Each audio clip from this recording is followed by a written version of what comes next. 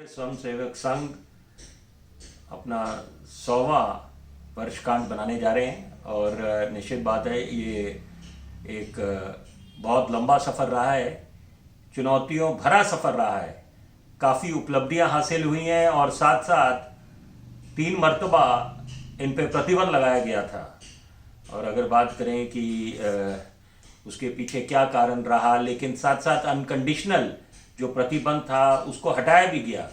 और यहाँ पर अभी हाल फिलहाल में जब ये खबरें आई कि जितने जो सेंट्रल गवर्नमेंट ऑफिशियल्स हैं वो इनकी जो एक्टिविटीज़ हैं आरएसएस उसमें भाग ले पाएंगे, तो अपने आप में ये भी एक बहुत अच्छा कदम है। और अगर बात करें कि कैसे आरएसएस की स्थापना हुई 1925 में और हेगड़ेवार साहब ने कैसे इसकी नींव रखी, उसके बाद कितने लोग शुरुआती दौर में आरएसएस में थे, 15 से लेकर 20 लोग, और उसके बाद आज वर्तमान दौर में 68,000 से ज़्यादा शाखाएं हैं आरएसएस की। तो अपने आप में ये काफ़ी कुछ बयान करता है कि आरएसएस का सफ़र कैसा रहा है। और आज ये विश्व की सबसे बड़ी एक वॉलंटरी ऑर्गेनाइजेशन है, नॉन पॉलिटिकल वॉलंटरी ऑर्गेनाइजेशन है। और यहाँ पर जो एक राष्ट्रवाद को आगे जो तवज्जो दिया है, और सबसे बड़ी बात है कि अगर बात करें कि भाजपा और आरएसएस कैसे आपस में काम करते हैं, लेकिन जो एक धारणा है या मिथक है कि यहाँ पर कि आरएसएस हस्तक्षेप करता है या कोई उनके दिशा निर्देश पे भाजपा काम करती है, तो ऐसा नहीं है। यहाँ पर ये आरएसएस बिल्कुल नॉन पॉलिटिकल संस्था है। और ये भी आज क्योंकि ये अपने 100वें साल में है, और ये बड़ा एक इनके लिए भी गौरव की बात है, जितने इनके कार्यकर्ता। और यहाँ पर अगर बात करें चीफ मेंटोर की, मोहन भागवत, क्योंकि बड़े बेसब्री से लोग उनको सुनते हैं जब आरएसएस हेडक्वार्टर्स नागपुर में उनका अभिभाषण होता है, और साथ साथ वो क्या मुख्य बातों की तरफ ध्यान केंद्रित करते हैं। अगर उपलब्धियों की बात करें कि जो 370 धारा को जब मोदी सरकार ने इच्छा शक्ति दिखाते हुए हटाया था, तो एक नई सुबह का आगाज हुआ था और नए भारत का एक आगाज हुआ था। और सब सही मायने में, क्योंकि अगर इसकी तुलना करें पाकिस्तान से, तो वहाँ पर पाकिस्तान के जो पूर्व वजीर आज़म इमरान खान वो महज बोला करते थे कि हम नया पाकिस्तान बनाएंगे, लेकिन यहाँ पर हिंदुस्तान ने सही मायने में नए हिंदुस्तान की नींव रखी थी जब 370 की धारा को हटाया गया था।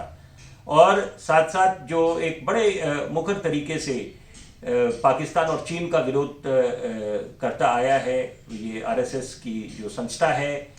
और यहाँ पर ज़रूरी बात है कि यहाँ पर आत्मनिर्भर बनाने की जो एक पहल एक पूरे एक तरह से एक पूरे देशवासियों ने इस समय कमर कस ली है कि हमने स्वदेशी को भी अपनाना है, वोकल फॉर लोकल होना है, आत्मनिर्भर होना है। और सबसे ज़रूरी बात है कि उस दौर को दोबारा लेके आना है जब हिंदुस्तान को सोने की चिड़िया कहा जाता था, the land of the golden sparrow.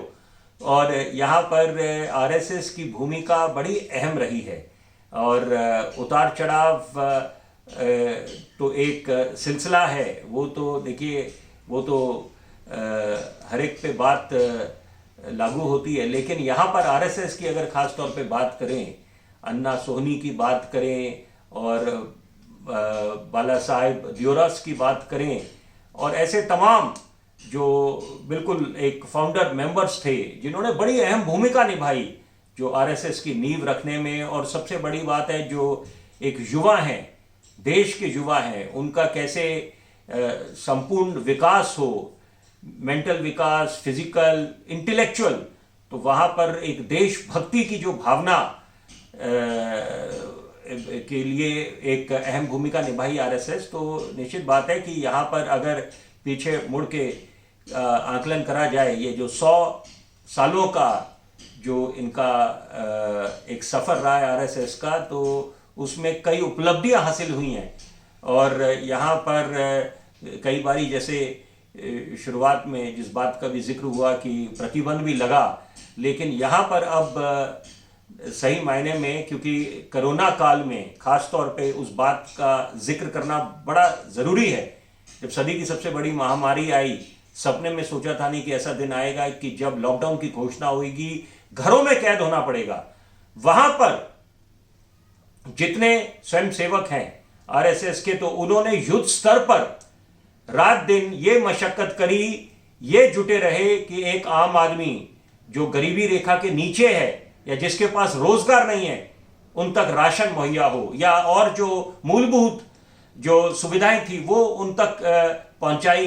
तो यहाँ पर एक बहुत ही सराहनीय, बहुत प्रशंसनीय काम करा उस दौर में, क्योंकि सपने में सोचा था नहीं कि ऐसा दिन आएगा। सदी की सबसे बड़ी महामारी थी। तो यहाँ पर देखिए, जैसे एक कहावत भी है, friend in need is a friend indeed. तो वही है कि एक सही मायने में एक योद्धा बनके, कोरोना योद्धा बनके तो उभरे आरएसएस के जो स्वयंसेवक थे, लेकिन साथ साथ एक अनोखी मिसाल कायम करी, एक अनोखी नज़ीर पेश करी, जिससे प्रेरणा मिलेगी कई सदियों तक। तो यहाँ पर अब बहुत अच्छी बात है कि ये 100 साल का सफ़र पूरा होने जा रहा है, और यहाँ पर सबको बेसब्री से इंतज़ार होगा कि जो आरएसएस के मुखिया हैं और जिनको चीफ मेंटोर भी कहा जाता है, तो वो क्या बोलेंगे, क्योंकि वो जाने जाते हैं कि अपने जब विचार रखते हैं आगे बिल्कुल बेबाक तरीके से रखते हैं। और यहाँ पर अब क्योंकि देखिए, राष्ट्रवाद एक तरफ, और साथ साथ क्योंकि सनातन को लेकर, हिंदुत्व को लेकर जो आरएसएस का हमेशा से एक प्रयास रहा है कि कैसे हिंदुत्व को भी आगे बढ़ाया जाए, और जो जितने हिंदुओं के, सनातन के जो महापर्व हैं, तो यहाँ पर अब वो चीज़ों के लिए भी वो इंतज़ार रहेगा कि कैसे वो क्या विचार आगे रखते हैं। लेकिन 100 बातों की एक बात कि आरएसएस का जो ये सफ़र रहा है वो काफ़ी अहम उसको माना जाएगा, और इतिहास उस बात का गवाह है कि यहाँ पर जो एक धारणा है आरएसएस के बारे में, तो वो भी लगता है कि उसमें भी काफ़ी परिवर्तन आएगा और वो दिखना शुरू हो गया।